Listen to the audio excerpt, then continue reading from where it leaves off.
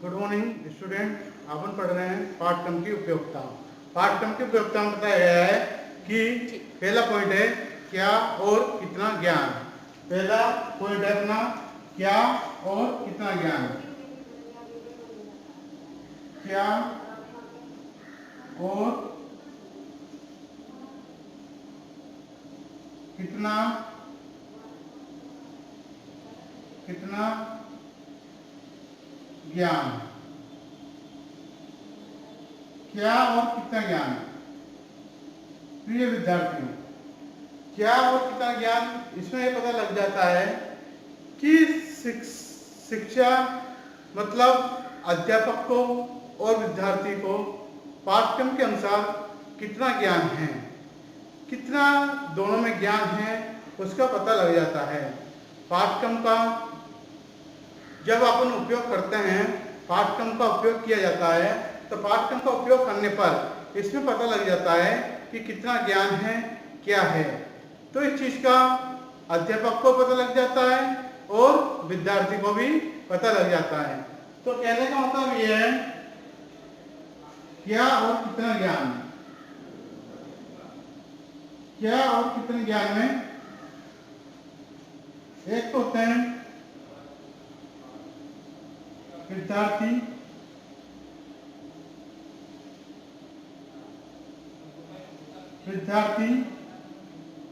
और ज्ञान। इसमें यह पता लग जाता है विद्यार्थी और इसमें कि कितना ज्ञान है। पाठ्यक्रम के माध्यम से पाठ्यक्रम के माध्यम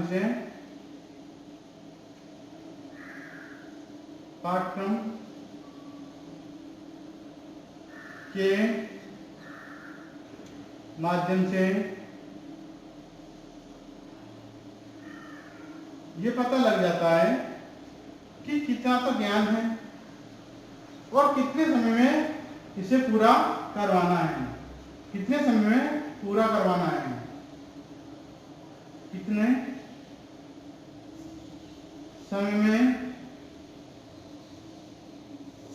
समय में पूरा करवाना है।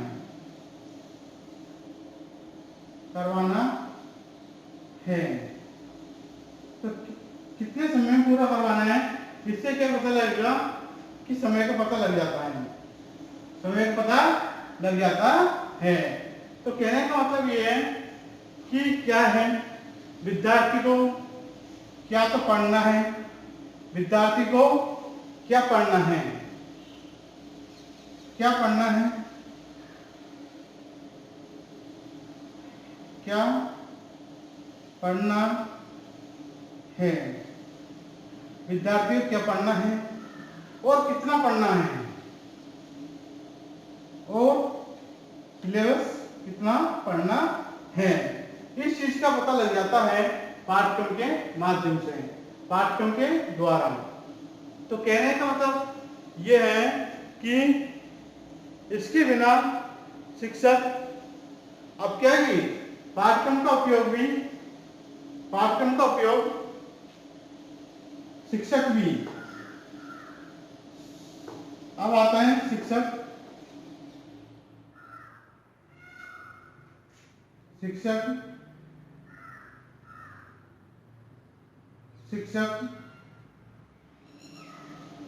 को पता लग जाता है, शिक्षक को पता लग जाता है कितने समय में पाठ्यक्रम को पूरा करवाना है, कितने समय में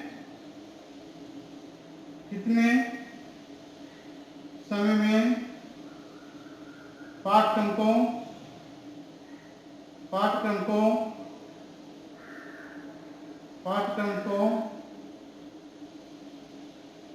पूरा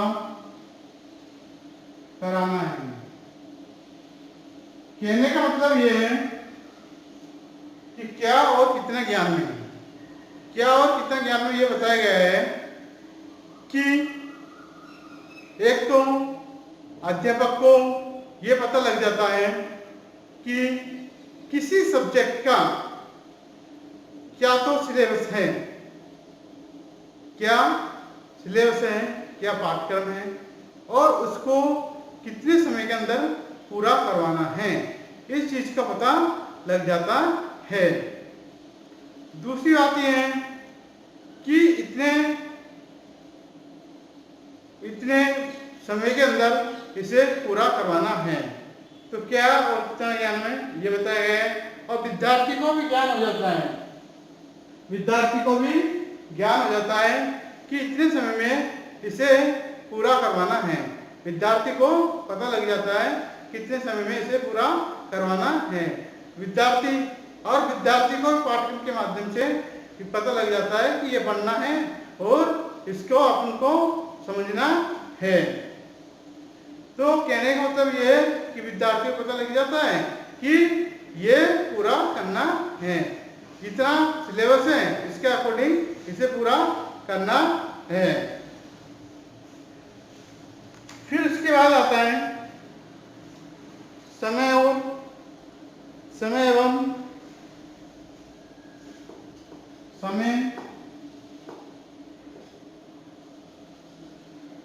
एवं शक्ति का ज्ञान।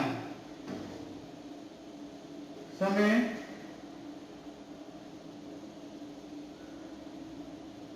एवं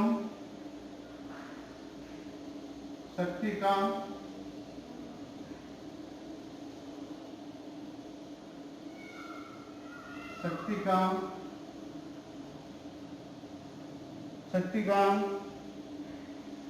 समुचित उपयोग,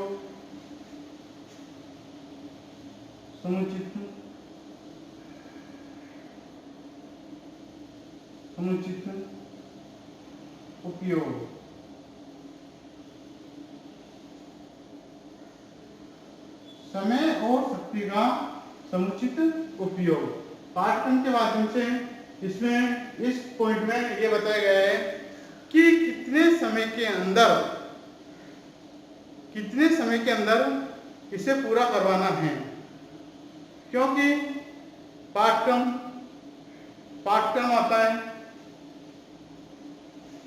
पाठ्यक्रम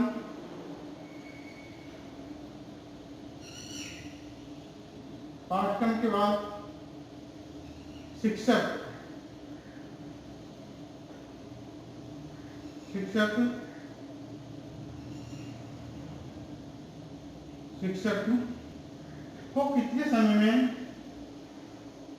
को कितने समय में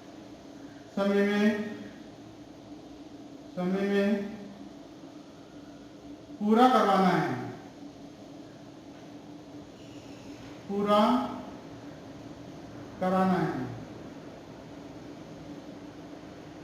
पाठ्यक्रम शिक्षक को कितने समय में पूरा कराना है और उसका सही उपयोग होना चाहिए, पाठ्यक्रम का सही उपयोग होना चाहिए। समुचित उपयोग का मतलब सही ढंग से, सही प्रकार से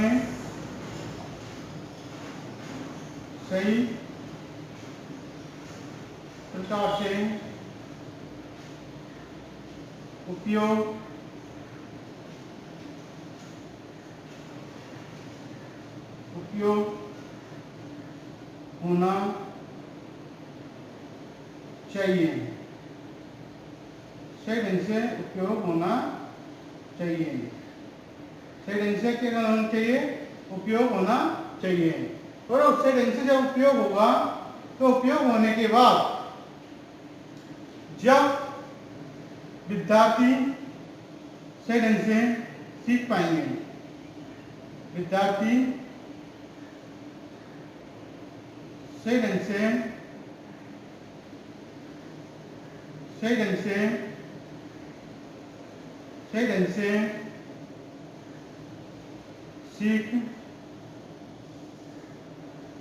सीख पाते हैं,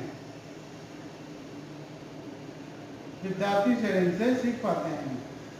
कहने का मतलब ये है समय एवं शक्ति का समुचित उपयोग। समय एवं शक्ति का समुचित उपयोग में ये बताया गया है कि जब पाठ्यक्रम का अपन जब पढ़ते हैं तो उस पाठ्यक्रम को समय के अनुसार फिक्स रहता है कि इतने समय में इस पाठ्यक्रम को पूरा करवाना है, इतने समय के अंदर पाठ्यक्रम को पूरा करवाना है। पाठ्यक्रम को पूरा करवाने के बाद फिर इसके बाद इतनी इसमें इसकी योग्यता का पता लग जाता है, कितनी योग्यता के अंदर इसको पूरा करवाना है। फिर कहने का मतलब ये है कि इसको इसका शेडिंग से उपयोग करते हुए इसे पूरा किया जाता चाहिए। तो पूरा किया जाना चाहिए। पूरा करने के बाद उसे शेडिंग से एक आता है नियोजन। निश्चित समय में सही समय में पूरा कराना होता है। प्रत्येक समय निश्चित समय के अंदर पूरा कराना होता है। तो निश्चित समय के अंदर पूरा कराना होता है तो पाठ्यक्रम शेडिंग से पाठ्यक्रम का सही उपयोग किया जाता है। पाठ्यक्रम का सही उपयोग किया जाएगा तो विद्यार्थी शेडिंग से सीख पाएंगे। विद्यार्थी शेडिंग से सीख पाएंगे तो शेडिंग से क्रिया का कार्य किया जाता है। कहने का मतलब यह है इस पॉइंट में समय एवं शक्ति का समुचित उपयोग। समय एवं शक्ति का समुचित उपयोग का मतलब समय का ध्यान रखते हुए समय का ध्यान रखा गया और समय का ध्यान रखते हुए पाठ्यक्रम को पूरा करवाना चाहिए। फिर उसी के अनुसार उसको पूरा करते हुए उस शक्ति का शेडिंग से मतलब जैसे क्लास के अंदर उस पूरी अपनी योग्यता का प्रदर्शन करना चाहिए और विद्यार्थी को भी शेडिंग से उपयोग किया जाना चाहिए। जो विद्यार्थी शेडिंग से इसका क्या कर सकते हैं, उपयोग कर सकते हैं। तो निश्चित समय पूरा हो जाएगा और सही समय पे जब पूरा हो जाता है तो सही समय पे पूरा हो जाने के बाद पाठ्यक्रम को पूरा सही समय पे किया जाना चाहिए। अब सही समय पूरा होगा तो विद्यार्थी शेडिंग से सीख पाएंगे। पाठ्यक्रम पूरा हो गया तो शेडिंग से क्या कर पाएंगे, रिवीजन कर पाते हैं। शेडिंग से रिवीजन कर पाएंगे और शेडिंग से रिवीजन कर पाएंगे तो शेडिंग से वो आगे बढ़ पाते हैं। कहने का मतलब ये है कि पाठ्यक्रम का शेडिंग से उपयोग किया जाए और समय के अनुसार इसका उपयोग किया जाना चाहिए। समय के अनुसार उपयोग किया जाएगा तो शेडिंग से कार्य किया जाता है। शेडिंग से कार्य किया जाता है। तो कहने का मतलब आप समझिए पॉइंट का ये मतलब है कि समय एवं शक्ति का समुचित उपयोग, समय एवं शक्ति का समुचित उपयोग बताया गया है कि समय के अनुसार पाठ्यक्रम को पूरा करवाना चाहिए। अगला पॉइंट है मूल्यांकन।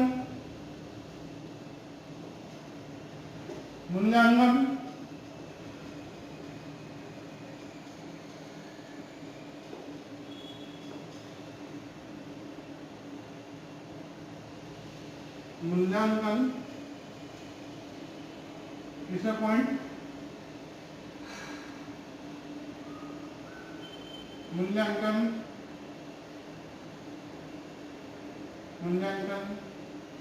में सरलता।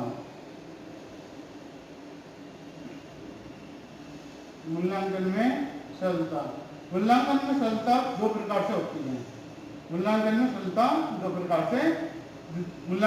दो प्रकार के होते हैं। पहले मौखिक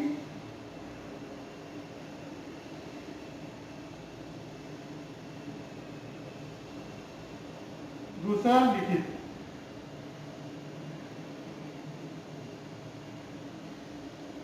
मौखिक और लिखित मूल्यांकन से पता लगता है कि मूल्यांकन सरलता, जैसे कि अध्यापक ने एक चैप्टर पूरा करवा दिया, गया। अब जब एक पूरा पाठ करवा दिया गया, पाठ योजना तैयार करवा दी गई पूरी। अब फिर उसके बाद चैप्टर पूरा कराने के बाद जब मूल्यांकन किया जाता है तो दो प्रकार से मूल्यांकन किया जाता है कि एक तो मौखिक रूप से, एक लिखित रूप से। अब पाठ्यक्रम के माध्यम से पता लग जाता है कि इस सब्जेक्ट का हम लोगों को मूल्यांकन किया जाना है। मौखिक रूप से तो जैसे क्लास के अंदर क्वेश्चन पूछ लिए जाते हैं, जैसे ही सिलेबस कराया गया, सिलेबस कराने के बाद क्वेश्चन पूछ लिए जाते हैं। अब क्वेश्चन पूछ लिए जाते हैं तो जो पढ़ाया गया है उसके बारे में पूछा जाता है कि कितना समझ में विद्यार्थी के आ रहा है।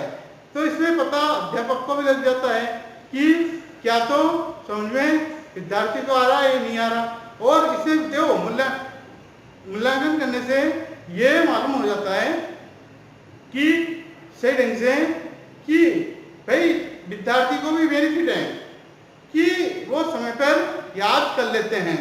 कई बार वो याद नहीं करते हैं, पढ़ते जाते हैं, रजिस्टर भरते रहते हैं, लेकिन याद नहीं करते हैं। तो मूल्यांकन जैसे किया जाता है तो वो याद कर लेते हैं। अब याद करने के बाद उन्हें पता लग जाता है कि हमें भी पता लग जाता है, अध्यापक को पता लग जाता है कि विद्यार्थी की क्या कितनी इंटेलिजेंसी है, कौन सा विद्यार्थी इंटेलिजेंट है और कौन सा विद्यार्थी इंटेलिजेंट नहीं है। तो इस चीज का पता अपन मौखिक रूप से लगाया जाता है, मौखिक रूप से पता लग जाता है। और मौखिक रूप से जब पता लग जाता है तो पता विद्यार्थी का पता लग जाता है कि ये विद्यार्थी इंटेलिजेंट है, ये विद्यार्थी इंटेलिजेंट नहीं है। तो इस चीज का पता अपन मूल्यांकन के माध्यम से लगाया जाता है। दूसरा होता है लिखित। लिखित के अंदर हम लोग क्या करते हैं, टेस्ट लेते हैं। आप लोगों का लिखित टेस्ट भी लिए जाते हैं। तो लिखित टेस्ट या एग्जाम के अंदर, परीक्षा के अंदर, अब जब परीक्षा ली जाती है तो परीक्षा के अंदर ये जब लिखित रूप से पता लग जाता है कि ये सिलेबस पाठ्यक्रम के माध्यम से ये पॉइंट, ये क्वेश्चन आएंगे, ये क्वेश्चन आने के बाद ये चीजें पढ़नी है। अब लिखित रूप से हमें पता लग जाता है टेस्ट में कि कौन से विद्यार्थी ने कितना लिखा है, कितना सेटिंग से लिखा है, कितनी चीजें लिखी हैं, इस चीज का पता लग जाता है। तो लिखित रूप से सेटिंग से पता लग जाता है कि विद्यार्थी कितना पढ़ रहा है। तो पाठ्यक्रम के माध्यम से बालकों का मूल्यांकन सेटिंग से किया जाता है। पाठ्यक्रम के माध्यम से बालकों का मूल्यांकन सेटिंग से किया जाता है। तो मूल्यांकन में सरलता, कहने का मतलब ये है कि मूल्यांकन में सरलता में कहने का मतलब ये है कि पाठ्यक्रम मूल्यांकन दो प्रकार के होते हैं, मौखिक और लिखित। मौखिक वो होते हैं जो क्लास के अंदर पूछा जाता है, उसे मौखिक मूल्यांकन कहा जाता है। और लिखित मूल्यांकन वो होता है जो टेस्ट लिए जाते हैं, उसे लिखित मूल्यांकन कहा जाता है। अब लिखित मूल्यांकन कहा जाता है और लिखित मूल्यांकन के बाद उसमें लिखित मूल्यांकन क्या, अब टेस्ट के बाद पता लग जाता है कि कौन सा विद्यार्थी कितना पढ़ा है, कितना पढ़ा लिखा है, कितना याद किया है, और ये पता लग जाता है कि कितने समय के अंदर ये क्वेश्चनों को कर पाएगा। मूल्यांकन हो जाता है। क्यों यूनिवर्सिटी एग्जाम क्यों लेती है? यूनिवर्सिटी इसलिए लेती है कि विद्यार्थी का पता लग जाता है कि कितना पढ़ा है, विद्यार्थी कितना पढ़ा है उसका पता लग जाता है। तो मूल्यांकन से ये चीजों का पता लग जाता है। तो कहने का मतलब ये है, फिर तो बात ये है कि मूल्यांकन में सरलता पाई जाती है। मूल्यांकन अब सरल रूप कैसे होगा? सरल रूप की बात की जाए तो पाठ्यक्रम के माध्यम से प्रत्येक सब्जेक्ट के पाठ सिलेबस अलग अलग होता है। प्रत्येक क्लास के सिलेबस अलग अलग होता है।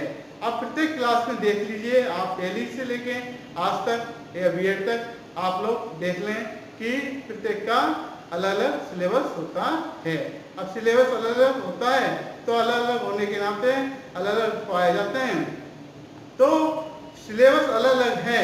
अब जिस क्लास का हमें मूल्यांकन करना है, जैसे अपन बीएड सेकेंड ईयर का ले लेते हैं। बीएड सेकेंड ईयर में, बीएड फर्स्ट ईयर में आपने अलग बुक पढ़ी है और बीएड सेकेंड ईयर में अलग बुक पढ़ी है। तो बीएड सेकेंड ईयर के अंदर जैसे अब ज्ञान एवं पाठ्यक्रम का लिया जाए तो ज्ञान एवं पाठ्यक्रम का पाठ्यक्रम अलग है, पाठ्यक्रम अलग है, उसका क्वेश्चन अलग बनाए जाएंगे, अलग क्वेश्चन बनाए जाएंगे, अलग क्वेश्चन बनाए जाएंगे, तो उसका सेटिंग से मूल्यांकन किया जाता है। तो कहने का मतलब ये है कि पाठ्यक्रम के माध्यम से उसका मूल्यांकन किया जाता है। मूल्यांकन किया जाता है तो मूल्यांकन करने के बाद उसका अब विद्यार्थी का ये पता लग रहा है कि जैसे ही अब हम लोगों ने चैप्टर कंप्लीट करवाया, अब चैप्टर कंप्लीट कराया, उसके बाद चैप्टर कंप्लीट कराने के बाद उसको हमने पूछा उस चैप्टर के बारे में, तो उस चैप्टर के बारे में पूछा, तो चैप्टर के बारे में पूछने के बाद हम लोगों ने क्या किया, उसका मूल्यांकन मौखिक रूप से कर लिया, विद्यार्थी से पूछ लिया जाता है, जो पता लग जाता है कि विद्यार्थी ने कितना याद किया है, कितना याद नहीं किया है, इस चीज का पता लग जाता है। तो मौखिक रूप से इस चीज का पता लग जाता है और फिर इस चीज का पता लगने के बाद हमें मौखिक या पता लग जाता है कौन सा विद्यार्थी इंटेलिजेंट है, कौन सा विद्यार्थी इंटेलिजेंट नहीं है, कौन सा। तो उस तरह से फिर विद्यार्थी को पढ़ाया जाता है कि उससे भाई जो कमजोर विद्यार्थी है उसे उसी तरह से सिखाया जाएगा कि कमजोर विद्यार्थी को भाई जो चीज नहीं आती है उसे प्रत्येक चीज को समझाया जाता है, प्रत्येक चीज को भाई रिपीट।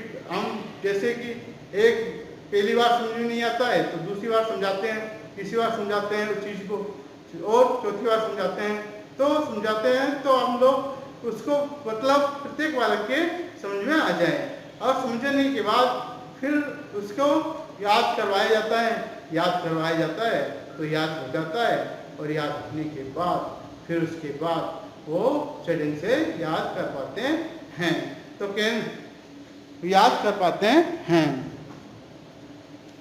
तो कहने का मतलब ये है कि मूल्यांकन में सरलता आ जाती है पाठ्यक्रम के माध्यम से, मूल्यांकन में सरलता नहीं जाती है। प्रिय विद्यार्थियों, अगला पॉइंट कल पढ़ेंगे। Thank you. ओके।